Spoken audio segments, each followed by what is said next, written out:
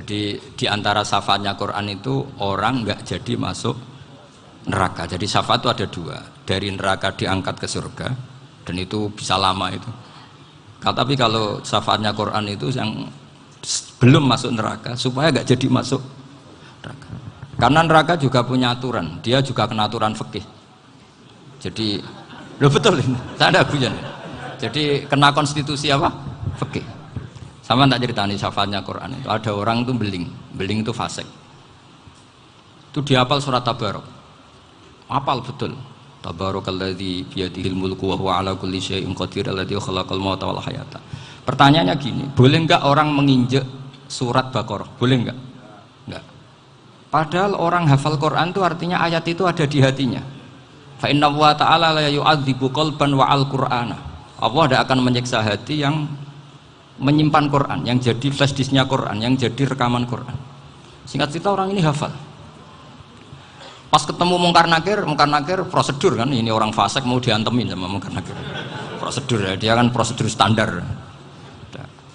Si surat Tabarok akhirnya menjelma jadi seseorang yang gagah berani. Kamu nggak boleh nyiksa orang ini. Saya ini kalamullah. Kalau kamu nyiksa dia berarti nyiksa saya. Kamu berani sama kalamullah. Wah ya tidak berani jadi Mungkar Nakir. Tapi orang itu nakal, harus saya gebukin. Tapi kata Quran tadi, tapi saya di situ pasti kena saya. Oh debat, nggak ada lajnahnya, ini nggak ikut. Kalau Gus Wirjon ikut jadi lajnah. Kalau jadi lajnah pasti kroninan, kalau santrinya dimenangkan nanti. Akhirnya debat. Ya sudah kita ketemu Allah. Akhirnya Mungkar Nakir sama Quran tadi surat Tabarok datang, sowan sama Allah. Terus kata Allah, memangnya kenapa Mungkar Nakir? Saya harus nyiksa dia karena dia fasik ya Allah. Memangnya kenapa surat Tabarok? Saya ada di situ. Menurut aturan orang tuh nggak boleh injak-injak Quran. Kalau dia nutuk saya, nutuk Quran, itu harus dikasih tahu fikihnya Mungkar Nakir. Akhirnya Allah ngendikan gini ke surat Tabarok, ya sudah terserah kamu. Kalau terserah pulau Gusti, Mungkar Nakir nggak boleh nyentuh orang ini. Ya sudah selamat. Sehingga terus itu sama baca di termasuk mujizatnya surat Tabarok di tafsir Ibnu Katsir banyak. Karena tadi logikanya malaikat itu juga kena aturan fikih.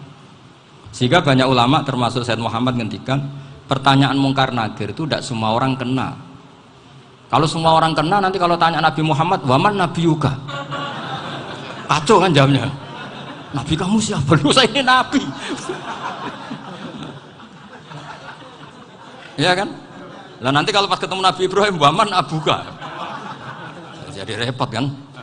Makanya ada kiai yang guyon kalau ditanya marab buka, saya ini guru tauhid sembrono. Saya ini ngajar Ummul Barohin, kamu tanya marab buka. Masyhur itu keramatnya Imam Malik itu. Ada Ashabu Malik, rajulun min ashabi Malik.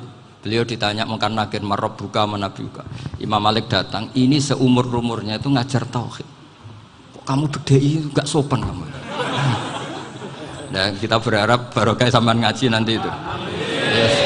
Malaikat itu anak sungkane gitu. Jadi dan saya meskipun guyon itu serius. Bedanya orang alim sama ndak itu di situ. Kalau orang alim itu guyon itu masih bener, masih serius. Coba saya bacakan ayatnya. Ala inna auliya Allahi la khaufun alaihim wa lahum yahzanun. Terus lahumul busyra fil hayatid dunya fil akhirah. Artinya kalau Mungkar Nakir dengan penampilan garang gitu, berarti ada ketakutan apa enggak? Ada, padahal ciri utama walinya Allah tidak ada ketakutan. Makanya itu termasuk dalilnya Sayyid Muhammad, tidak semua orang alami seperti itu karena wali-wali itu la khaufun alaihim wa lahum yahzanun. Wah anak kiai ketemu karena kerja buat tidur wedek. Iku dresege ora kok pertanyaan itu, nak konan santri piye? Lho isen wis kiai dihanjuti Mungkar Nakir. Malu gak kira-kira? Mesti plengane konan santri piye? Nah jawabannya gampang karena pernah ngajar tauhid.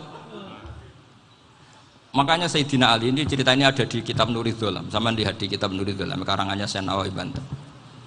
Itu Sayyidina Ali itu ya, andekan orang biasa mungkin ya agak-agak hasut, tapi ini wali gak boleh kamu katakan hasut. Dia itu mangkal sama Umar. Orang kok setiap orang pernah dibentak. Apa dia berani bentak Mungkar Nakir? Penasaran dia. Bagaimana perangnya Umar itu berlanjut enggak gitu kira-kira. Akhirnya minta, ya Allah saya minta kasyaf. Ya karena yang minta Sayyidina Ali karena mau wajah dituruti sama kasuf.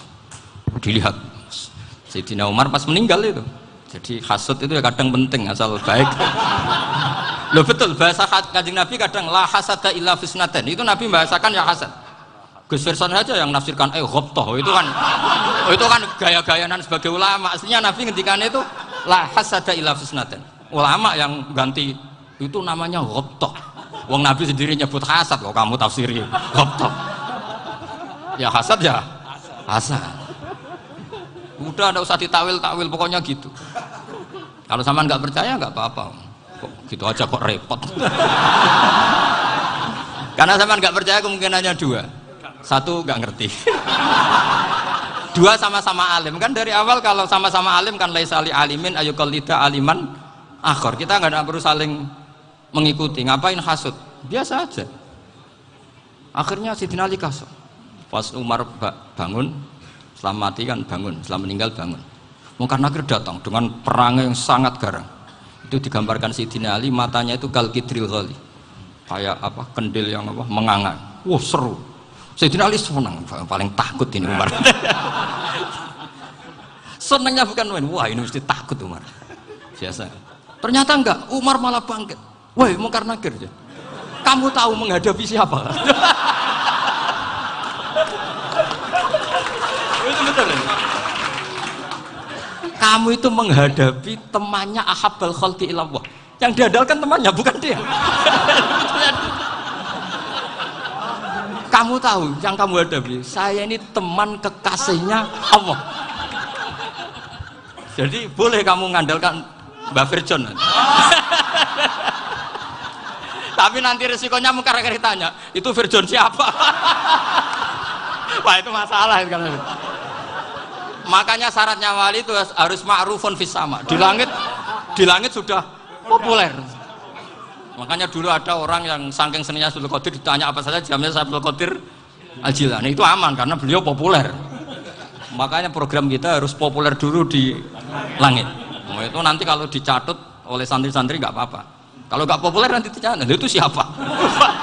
Masalah ini. Umar itu yang dibanggakan itu, kamu tahu saya siapa? Ya enggak tahu, saya ini temannya kekasihnya Allah. Temannya Muhammad, iya Muhammad Rasulullah. Wah mikir, waduh, repot. Loh di dunia aja gitu kan, temannya presiden, temannya panglima, apalagi ini temannya Sayyidul Awalin wal Akhirin. Di dunia aja bilang temannya presiden, menteri, orang sudah takut, apalagi ini temannya Sayyidul Awalin. Yang Mungkar Nakir terus konfirmasi sama Allah, gimana ya Allah ini ngadepi. Sebetulnya yang diandalkan itu temannya, bukan dia. Wah, akhirnya sama Allah dibilang, ya Bu, ya sama seorang seperti itu Bu yang sopan. Terus semenjak itu Mungkar Nakir itu nggak selalu berpenampilan seperti itu, sangat. Jadi semoga itu konsisten sampai nanti. Jadi kamu kalau ingin nggak takut Mungkar Nakir jadi wali dulu. Karena syaratnya tadi hanya wali sing la khaufun alaihim wa lahum yahzanun lahumul busyra fil hayatid dunya fil akhirah. Jadi orang itu kalau ngaji itu harus khatam. Jangan semuanya kena pertanyaan. Nanti kalau semuanya kena pertanyaan nanti repot. Kalau Nabi Muhammad ditanya waman Nabi juga. Nabimu siapa? Lu kan terus jadi aneh. Jadi makanya ngendikane Sayyid Muhammad semua ulama lah, nggak ada am kecuali ditaksis, kecuali sifatnya Allah. Misalnya bikulli syai'in alim ya benar-benar bikulli syai'in. Tapi kalau am semuanya pasti ada taksis, meskipun dalam muhawarah muhadasah biasa. Misalnya contoh gampang, istri kamu baru seneng kamu, Mas nak pengen apa-apa itu lapor aku, gak apa-apa Mas, mesti aku seneng sama lapor. Iku di aku pengen wayo. Wah langsung jadi apa wae. Mesti apa wae maksudnya kecuali itu gitu. Padahal kalau ngomong ya Mas sampean ingin apa saja tak dukung. Terus sampean bilang pengen iku wayo. Kira-kira disetujui apa enggak? Sama seperti kita kalau punya teman akrab, wes nang omahku gak apa-apa, anggap ya omahmu dewe. Terus mlebu-mlebu kamar. Jadi tidak ada am kecuali di ditaksis. Artinya kalau ada cerita bahwa orang mati pasti ngalami ditanya Mungkar Nakir, itu pasti ada am yang ditaksis. Itu pasti tidak dialami para anbiya, para auliya. Karena ciri utama wali itu la khaufun alaihim walahum yahzanun. Kemudian saya yang mau cerita ya supaya sampean bisa menghadapi dunia global ini, tak bawa tafsir Munir termasuk tadi. Kenapa orang Islam Rasulullah SAW itu lebih senang kalau yang menang itu orang Nasrani Romawi ketimbang yang menang itu orang Faris, dalam hal ini ateis. Karena orang ateis itu lebih ngeri. Sebetulnya beberapa penemuan sains terutama di ilmu medis itu orang Amerika, kayak cloning. Tapi orang Amerika itu masih dilarang oleh gereja untuk mengaplikasi. Karena nanti bayi cloning itu dipakai suku cadang. Di Amerika masih ditentang oleh fatwa-fatwa agama baik Islam maupun Kristen. Tapi di Cina itu dipraktekkan karena nggak ada halangan agama. Di Cina itu biasa ada kondom diolah lagi jadi alat-alat aksesoris. Di Amerika tidak ada karena masih ada agama, masih ada larangan. Sehingga orang Islam itu lebih takut kalau yang menang itu Persia, karena terus cara berpikir ternyata Tuhan itu tidak ada, langit nggak ada perannya. Jadi ketika yang menang Nasrani masih berpikir itu pertolongan Tuhan, meskipun mungkin cara mengatakan Tuhan beda dengan kita. Tapi ada satu kesamaan bahwa kekuatan samawi itu ada. Jadi disebut ghulibatir rum fi adnal ardi wa hum min ba'di ghalabihim saghlibun. Di sini diterangkan oleh Syekh Nawawi supaya kamu tidak salah paham. Sebetulnya kamu katakan misalnya wah itu paham liberal, sebenarnya saya tidak tersiksa. Cuma takut yang mengatakan seperti itu cek goblokir atau ngaji gitu. Itu aja masalah saya. Ini saya baca ini karangannya Syekh Nawawi karena tadi kata Mbak Firjon ngaji itu harus sama orang yang bersanad. Saya ini kalah sama beliau itu berkali-kali. Secara nasab saya harus manggil Mbah. Secara silsilah ilmu saya juga kalah lagi. Saya sering disewani sama cucu-cucu Syekhona Khalil. Kiai Sidik itu termasuk murid dekat beliau Syekhona Khalil. Kalau itu berarti kan Gus Firjon, Ahmad, terus Mbah Sidik. Mbah Sidik ngaji Syekhona Khalil. Syekhona Khalil itu pernah ngaji langsung sama Sayyid Zaini Tahlan. Berarti beliau dari Sayyid Zaini Tahlan itu baru generasi kelima. Sementara saya itu sudah ke-7 atau ke-6. Saya, Mbah Mun, Mbah Karim misalnya, Mbah Hashim, Mbah Mahfud Termas, Sayyid Abi Bakar Sato yang ngarangnya Anatul Thalibin, baru Sayyid Zaini Tahlan. Berarti saya ke-7, kalah lagi. Tapi untuk jadi wali biasanya cepat saya. Karena syaratnya jadi mbah itu ngalah demi putu. Jadi kalau beliau ngotot, saya dulu Gusti, saya mbahnya. Wah itu mbah yang nggak baik. Pasti jatahnya dikasihkan apa? Cucunya dulu. Makanya Abdul Muthalib itu orang yang dapat wangsit, tapi yang jadi nabi itu cucunya. Jadi dalil saya banyak. Sebenarnya Abdul Muthalib itu sudah sering dapat wangsit. Karena saya bahasakan wahyu, Nabi yang protes, enggak nabi kok dapat wahyu. Tapi sebetulnya Abdul Muthalib itu masyhur itu. Kalimat-kalimatnya menunjukkan bahwa beliau itu sudah dapat wahyu kalau nanti cucunya itu jadi apa? Nabi. Makanya senangnya bukan main Abdul Muthalib sama Rasulullah. Putu seneng, mbah seneng putu. Jadi mungkin, jadi sampean enggak usah protes loh. Yang jadi wali kok cucunya. Dulu betul. Dulu Mbah Hamid Pasuruan itu kalau Mbah Ahmad Siddiq ke sana, Mbah Hamid Pasuruan kalau manggil Mbah Ahmad Siddiq itu paman. Tapi pamannya minta ijazah ke ponaan. Apa ya gara-gara itu memang. Kalau itu masih berlaku apa? Ngalah tadi. Kayaknya masih apa? Hawane masih. Hawane masih. Karena melihat tren-tren langit masih gitu kayaknya masih. Masih itu. Ya, tapi mbahnya tetap dapat jatah, tenang saja nanti. Tapi memang sebaiknya mbah itu legowo. Rasulullah Muhammad SAW itu terkenal min dzurriyyati Ibrahim. Tapi kata Rasulullah, ana dakwatu Ibrahim wa bisyaratu Isa. Aku nganti ngene iki barokah dongane Nabi siapa? Ibrahim. Jadi dongane Nabi Ibrahim ya tiba teng putu. Jadi banyak bukti bahwa jatuhnya ke putu gitu. Tadi saya di kamar sama beliau berduaan. Nih Mbah sing dadi wali di sini, aku wae Mbah. Cocokan tadi. Nah, kenapa saya akhir-akhir ini gulirkan daftar wali? Kenapa? Saya ini resah ya, orang sudah ingin dicintai pejabat, dicintai tetangga, dicintai teman. Tapi kadang-kadang orang lupa lagi dicintai Allah. Makanya saya meskipun guyon, tapi ini amdan, bukan sahwan. Supaya orang punya cita-cita lagi jadi wali, ingin dicintai Allah. Kita ini terlalu lama ingin dicintai makhluk. Mbok ya naik kelas sedikit lah. ingin dicintai Allah Subhanahu wa Ta'ala. Meskipun saya guyon, tapi tadi guyon saya tuh lebih serius ketimbang serius Anda. Karena tak pikir saya tuh kalau pergi itu seneng ngebis, bukan karena saya tidak punya mobil, tapi saya sering mau butuh itu supaya nggak diganggu. Karena saya tuh harus punya waktu sendiri. Kalau bis kan ketemu orang nggak kenal, tapi sekarang ya agak susah, banyak yang kenal. Dan susahnya lagi nggak minta ijazah, minta foto. Aduh, repot tuh. Mau dibenci itu umatnya Rasulullah Shallallahu Alaihi Wasallam. Mau disetujui itu sanatnya mana? Kalau ketemu orang alim minta apa? Foto. Itu nggak ada sanatnya. Nggak tahu saya itu mazhab dari mana itu. Ya mazhab milenial yang jelas itu kan. Ini tak baca ya biar dapat, karena ini kenangan saya sama Mbak Ahmad Siddiq. Saya masih ingat betul beliau ngisi hallnya Mbak Abdullah bin Umar, berarti abahnya Mbak Hamid. Karena mbah saya itu Fatimah binti Khalid bin Umar, kalau Mbak Hamid itu Hamid bin Abdullah bin Umar. Itu saya masih ingat betul zaman itu Mbah Hamid tiap hall di Lasem itu rawuh dan saya derek mbah saya karena masih misanan datang ke Lasem. Itu beliau pas itu ngisi sama Mbah Mun. Mbah Mun masih muda, Ki Ahmad Siddiq sepuh senior.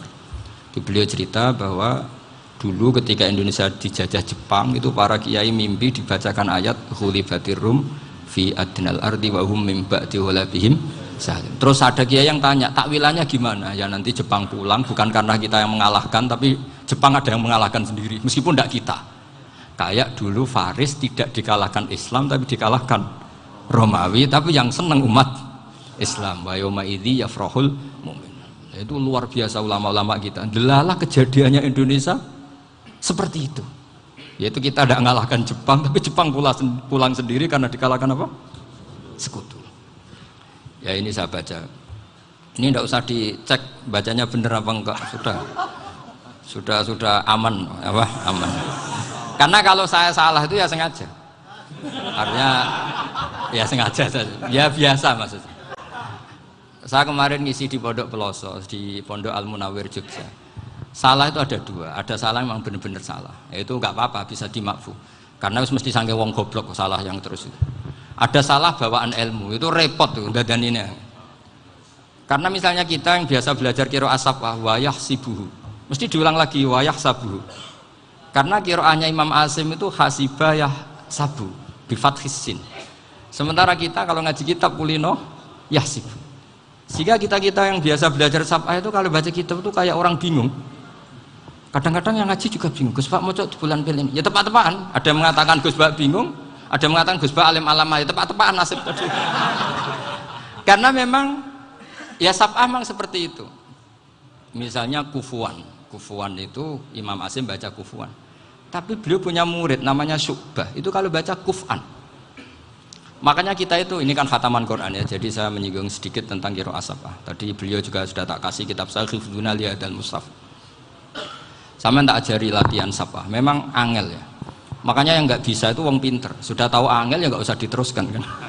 Orang menghindari barang angel itu pinter apa goblok? Pinter. Berarti wong goblok pinter. Saya tuh makanya sama orang goblok tuh respect. Jadi orang alim tuh angel apa gampang? Angel. Menghindari barang angel pinter apa goblok? Loh, orang menghindari barang angel pinter apa goblok? Pinter. Berarti wong goblok pinter. Jadi saya sama orang-orang goblok itu respect. Sudah tahu jadi orang alim angel ya barang angel ya harus dihindari. Makanya saya ini insya Allah umatnya Nabi yang termasuk yang terbaik. Amin. Karena mencintai umatnya Nabi termasuk yang goblok. Waduh, itu tidak gampang itu. Karena tadi sudah tahu ya. Seperti itu loh orang naik panjat pinang itu yang naik karena ingin hadiah. Yang nonton sudah tahu wah licin kok dinaikin mau keplodok ya. Tapi orang sepakat yang nonton juga pinter karena sudah tahu ribet kok. Tuku yang pasar kena lah apa mana. Sama juga gitu. Ngalim tafsir angel, ngalim fikih angel. Ada karek ngaji ngerekam kan gampang. Itu pinter apa goblok? Pinter. Iya. Makanya kula niku mbok burohno ngono tok. Saya tadi dinasihati Mbak Firjon, muga-muga hati saya selamat. Saya itu meskipun kata orang banyak, muhibbin saya banyak, tapi saya insya Allah tidak riya. Saya itu pakai kitab namanya Tasbitul Fuad, itu karangannya Said Abdul Al-Haddad. Ketika beliau punya muhibin banyak ditanya, bagaimana ya Habib Anda menjaga hati Anda? Jamnya Said Abdul Haddad itu unik. Innama azzamu Allah. Mereka itu sebenarnya menghormati Allah. Cuma butuh sarana, dan itu saya. Jadi saya tahu sampean semua itu mencintai Quran, mencintai sunnah Rasul, mencintai hadis-hadis Rasul. Cuma sampean kan karena nggak paham, terus manfaatkan saya. Jadi sebenarnya saya ini korban. Korban. Jadi saya mau riak gimana? Korban kok mau. Bangganya di mana tuh? Coba sampean misalnya ngaji tafsir, belajar sendiri kan susah. Terkibnya susah, maknanya susah. Bahkan beli kitabnya kadang tidak kuat. Loh, untuk jadi alim tafsir itu kan harus beli kitab. Loh, saya sering belajar kitab itu jutaan. Tafsir Tobari, saya pernah beli kitab Fakhrur Razi itu berapa coba? 27 jilid. Karangannya Fakhrur, belum karangannya ulama modern, Imam Sya'rawi. Itu berapa jilid? Itu jutaan. Saya kemarin juga dihadiahi kitab Pak Quraish Shihab namanya Faidul Bari fi Syarhil Bukhari. Pak Quraish Shihab yang terkenal. Dia sering diskusi sama saya ngasih hadiah beliau ngasih hadiah saya. Oh itu harganya nggak kuat. Dadak kuat kadang di Indonesia nggak ada coba. Dan sama orang hebat menghindari kesulitan itu. Nah kesulitan itu sebab ngaji ikut, kalau nggak paham dirukokno rekamannya sudah gitu. Pinter mana sampean sama saya? Pinter sampean kan? Bikin sosis susah beli aja kok repot kan. Makanya nggak boleh orang bilang, wah aku goblok reso tafsir, aku wong pinter. Makanya nanti kalau saya ketemu Nabi tidak termasuk orang yang mentahkir orang Islam. Kafa bil mari isman ayah kira akhahul muslim. Jadi cukup orang itu dosa kalau menyepelekan orang Islam, termasuk darani sampean goblok itu dosa.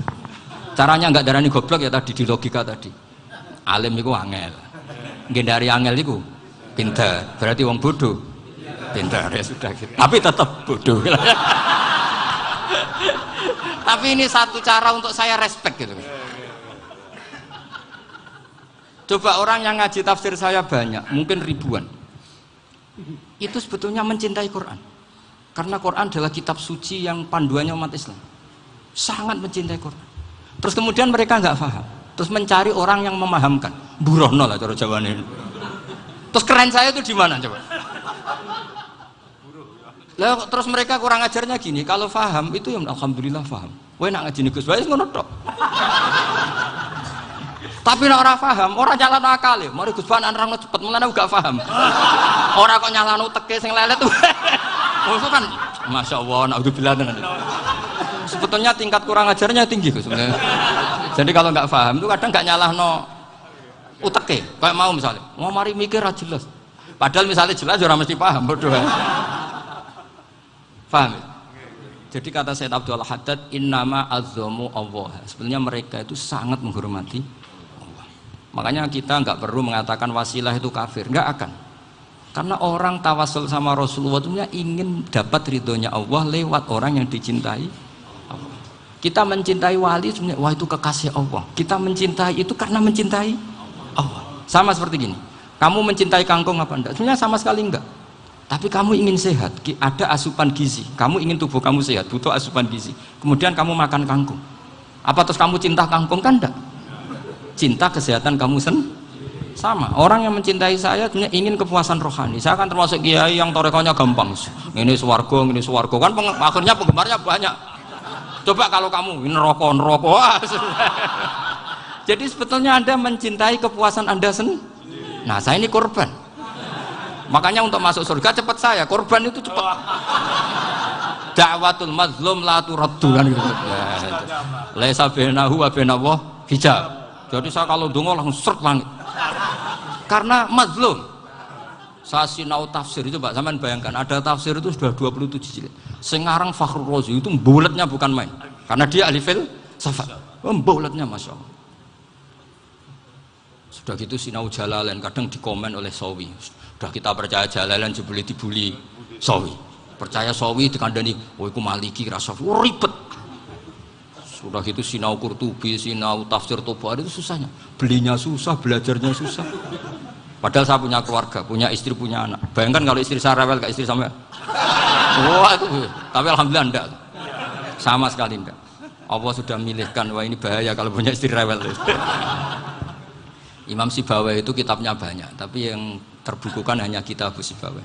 Karena beliau kalau sudah belajar lupa istri. Hanya pas beliau di pasar, kitabnya dibakar semua sama istrinya.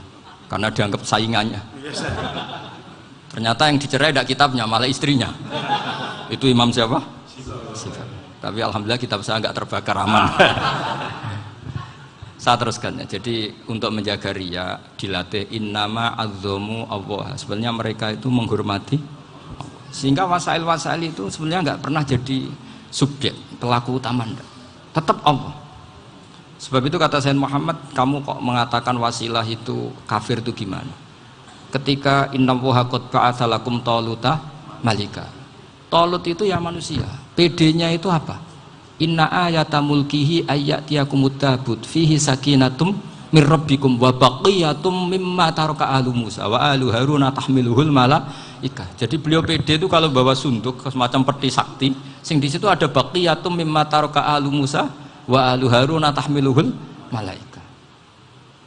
Ya kayak semacam jimat. Tapi saya bukan mensyariatkan jimat enggak, karena nanti banyak penjual yang pembohong juga gitu loh. Cuma cerita, kamu tidak usah mengatakan kafir. Dulu Talut PD-nya kalau bawa sunduk semacam peti kesaktian yang di situ ada baqiyatum mimma taraka alu Musa wa alu Haruna tahmiluhul malaika. Sehingga Khalid bin Walid meskipun beliau sahabat dan menyaksikan wajah Rasulullah SAW, itu bawa sya'aratun min sya'aratihi Rasulullah SAW, bawa rambutnya Nabi. Perang kemana-mana itu diletakkan di pecinya. Nanti sama tanya lagi, masa pakai peci Khalid bin Walid ini? Wah panjang, sampai itu repot. Sampai tak warai ngaji usul fikih. Usul fikih itu kalau ngaji itu ada istilah tangkihul manat. Ini mesti ini wilayah yang kita bisa berdebat sama Mbah Firjon. Dulu itu musuh saya karena saya makili Anwar, beliau makili Peloso. Tapi tahu-tahu kalah tua terus saya mengundurkan diri. Di fikih itu ada istilah, ada tangkihul manat, ada tahqiqul manat, ada tangkihul manat. Tangkih itu kira-kira gini, lafadz hadis itu dibuang sekian untuk tahu bahwa itu madarul hukmi. Misalnya gini, tak beri contoh paling gampang. Sama harus paham, kalau nggak paham nggak pinter-pinter. Ja'a a'rabiyun ila Rasulillah sallallahu alaihi wasallam. Ya karena ini menghormati Mbah Ahmad Siddiq, saya orang alim, jadi ngaji ini tetap ada suasana alim. Ya harus ada suasana alim. Nggak perlu jadi orang alim tadi susah. Sudah ngindari susah itu pintar. Sudah itu aja. Jadi orang alim susah, ngindari barang susah pintar. Berarti orang tidak alim pintar. Nah, meskipun tetap sudah kita itu pegangi sampai mati nanti. Loh, jadi orang alim itu repot. Itu kata Imam Ghazali, kalau orang alim kalau masuk surga itu sama Allah nggak boleh. Kif, kamu nggak boleh langsung masuk surga. Coba cari umat kamu, syafaati dulu. Nah, saya takut nyari sampean nggak bisa kembali. Saya tidak punya rencana itu. Pokoknya mau masuk. Boleh sampean kuaduan, aduan balik raroh dewe, wah repot nanti saya. Berat jadi orang alim itu berat. Ya saya teruskan ya. Ada tangkihul manat. Ja'a a'rabiyun ila Rasulillah sallallahu alaihi wasallam. Faqala ahlaktu wa ma ahlakaka qal waqatu imraati fi nahari Ramadan. Ya dan kita saya ini rusak ya Rasulullah. Kenapa? Karena saya menjima istri saya fi nahari Ramadan. Terus kata Nabi, kamu harus bayar kafarah. Napa Nabi kafarah? Puasa 2 bulan. Wong baru 1 hari aja terjadi gitu kok disuruh puasa 2 bulan. Ya tidak kuat ya Rasulullah. Baru berapa hari saya puasa aja kecelakaan seperti itu. Apalagi kalau sampai 2 bulan. Enggak ya Rasulullah. Ya sudah kalau gitu kamu apa? Pertama ngasih makan apa? Itku rokobah kan pertama merdekakan budak. Tapi kan sekarang nggak ada budak makanya. Terus sekarang langsung puasa. Wah ini nggak bisa semua. Ya sudah ngasih makan orang 60. Kasihkan siapa ya Rasul? Ya orang fakir. Saya ini paling fakir. Di kampung saya ini orang paling fakir.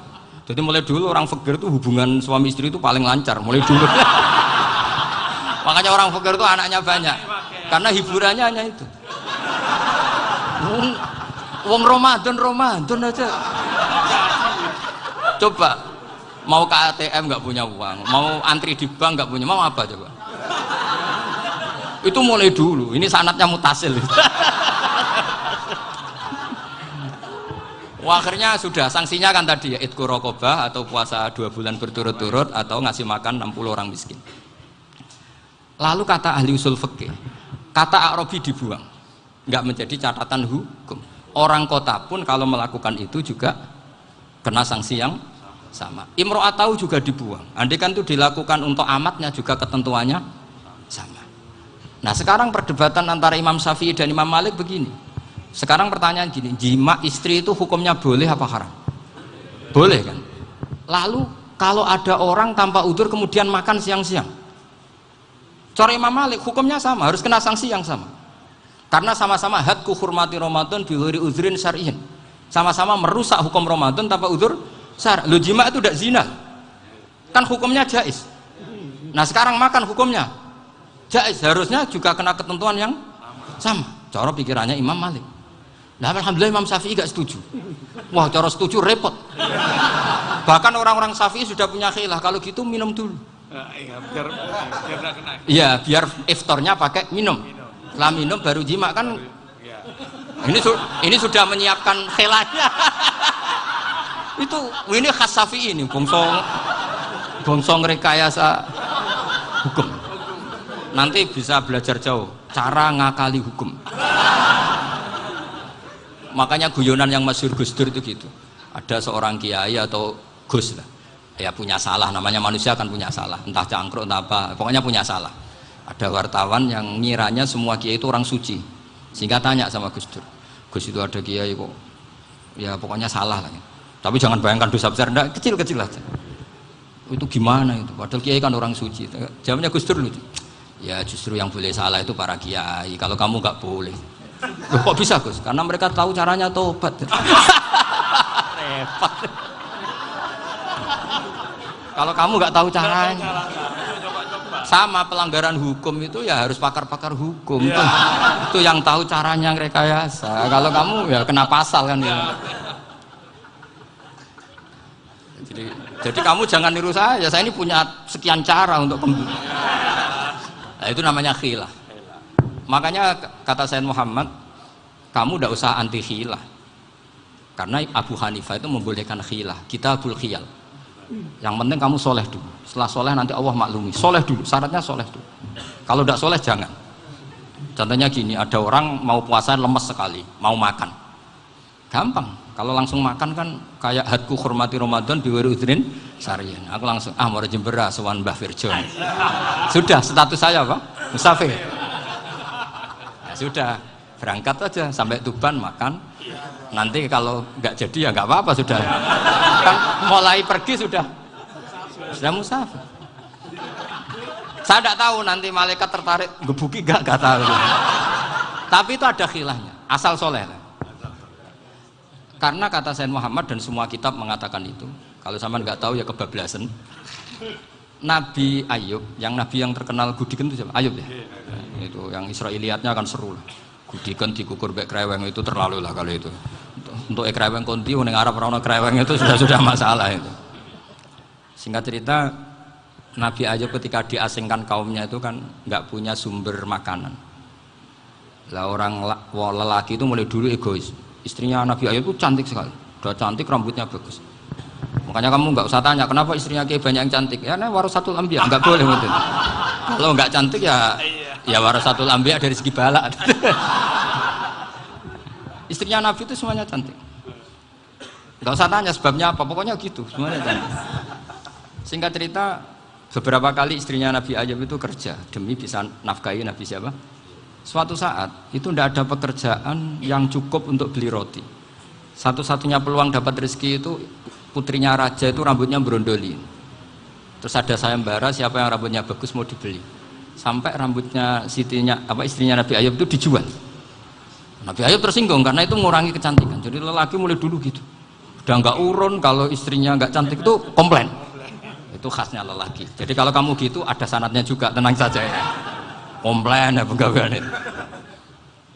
Saking mangkelnya Nabi Ayub terus ngendikan la adriban naki mi'ata sautin. Kamu akan saya pukuli dengan mi'ata sautin atau dengan 100 cambukan. Atau mi'ata dikhtin atau mi'ata apalah sesuai konteks zaman itu. Engko namanya pecut tuku konti kok ribet lagi. Singkat cerita akhirnya ketahuan bahwa istrinya menjual itu demi Nabi Ayub. Allah nggak ridho kalau kekasihnya yaitu istrinya Nabi Ayub wis perjuangan kayak gitu malah kena hukuman. Tapi Allah juga nggak ingin kekasihnya yang bernama Ayub melanggar sumpah. Padahal beliau sudah sumpah, wallahi demi Allah nanti tak pukul dengan 100 kali. 100 kali dengan lidi lah misalnya, contoh yang gampang itu lidi. Akhirnya sama Allah dikasih satu solusi. Wa khud biyadika dikhsan fadrib bihi wala tahnas. Ya sudah, lidi itu ikat jumlahnya 100. Terus pukul sekali saja. Anggap saja sudah 100. Iku pangeran sing wari ngakali ngono iku pangeran. Tapi syaratnya soleh. Syaratnya soleh. Jadi kalau kamu anti khilaf berarti anti ajarannya Allah di ayat itu. Wa khud biyadika dikhsan fadrib bihi wala tahnas. Itu dulu ada, ini cerita di Ithaf, ini cerita terakhir, ini sudah, sama jangan nama sudah. Terus pengumuman tadi, yang nggak pernah sepuh ngutang saya itu haram tadi. Karena tadi saya punya kewajiban di rumah yang bisa menggugurkan ya kewajiban yang lebih besar. Lebih besar itu ya tadi, bisa pernah guru, pernah sepuh, yang jelas nggak umur. Umur sampean menangkap itu, tua serepet itu. Ada raja itu ganteng kaya, senengannya nikah perawan cantik. Oh, itu semua kampung mesti kenal. Mungkin digilir atau gimana pokoknya. Suatu saat ada pemuda suka sama perempuan yang di kampungnya, cantik sekali. Kemudian pemuda ini ternyata pekerja di kerajaan itu. Tiap hari ditanya, wah itu yang di kampung yang cantik siapa? Mau saya nikahin gini. Wah bahaya ini, saingannya raja. Jadi yang dibidik pemuda tadi itu saingannya. Si raja ini orang yang namanya raja kan gengsinya tinggi. Kaifatang kihuha wa qad ra'aitu qad qabbalaha rajulun. Kok buat nikapi ya? Saya itu pernah melihat dicium lelaki. Wah, gak mau. Gak gelem, kadang ditambung lan waqat qabbalah rajulun. Saya pernah melihat sendiri qabbalah rajulun, dicium oleh lelaki. Wah, sudah gak minat raja langsung. Gak keren. Suatu saat pemuda tadi nikahi perempuan itu. Rajanya marah-marah. Kamu lelaki gak punya harga diri gini. Gak punya selera, gak punya harga diri. Sudah pernah dicium orang kok tetap dinikah. Bilang ke raja, takrif manir rojul, lelaki itu siapa? Abuha. Kamu tahu lelaki itu siapa? Sopo? Abuha, bapaknya. Saya kan hanya bilang rojulun, pernah dicium lelaki. Lah pikirannya raja itu lelaki, kue-kue ngene iki. Tapi butuhnya canom mau rojo ben gak sido, itu aja tuh. Baru kayak digulirkan gitu, wakot kebalah rajulun. Nggak mau. Setelah itu suatu saat pegawainya tadi nikahi perempuan. Kamu nggak punya harga diri gini. Kamu tahu mandir rajul apa abuha? Nak ngono aku gak apa-apa. Lah monggo sakniki wis bojo kula. Ora trimo wis diambung wis macam-macam. Lah itu namanya khilah. Apa? Khilah. Kalau di Balawa disebut tauriyah atau apalah. Tapi saya tidak ngajari sampean seperti itu. Sudah pinter sebelum saya ajarin. Bangsa ngakali kan sudah pinter. Ya ini terakhir tak baca Arabnya saja nanti. Bismillahirrahmanirrahim. Biar dapat barokahnya Syekh Nawawi juga barokahnya guru-guru. Bismillahirrahmanirrahim. Wa sababu nuzuli hadil ayati annahu kana baina farisa war rumi qitalun wa kanal musyrikuna yawadduna antaghliba farisu ar-ruma li anna farisa kanu majusiyan ummiyin wal muslimuna yawadduna ghalabatar rum ala faris liqaunihim ahla kitabin. Jadi zaman dulu orang Islam lebih senang kalau yang menang itu orang Nasrani. Kalau bandingannya ateis, karena bagaimanapun percaya kekuatan langit. Sementara orang ateis sama sekali tidak percaya kekuatan. Apapun bedanya kita dengan Nasrani itu ada kesamaan, yaitu percaya adanya kekuatan langit. Sehingga ketika orang Romawi kalah itu orang Islam ikut susah. Paham ya? Makanya ini tak baca biar sampean nggak macam-macam pikirannya. Fab'atha Kisra saat terusnya, ya pokoknya seperti itu. Akhirnya Rasulullah SAW berdoa lebih seneng yang menang itu Rom karena ahli kitab. Artinya apa? Kemenangan ahli kitab adalah kemenangan makhluk atau hamba Allah yang mentautkan kekuatan kita di bumi dengan kekuatan langit. Makanya saya berharap selain kita ikhtiar medis, kita harus memperbanyak istighfar. Bagaimanapun semua itu dari Allah Subhanahu wa Ta'ala. Kita menghormati negara dengan ikhtiarnya, tapi saya mohon sekali kita juga istighfar, karena semua itu juga ditentukan oleh Allah, oleh langit. Ya, saya kira demikian. Assalamualaikum warahmatullahi wabarakatuh.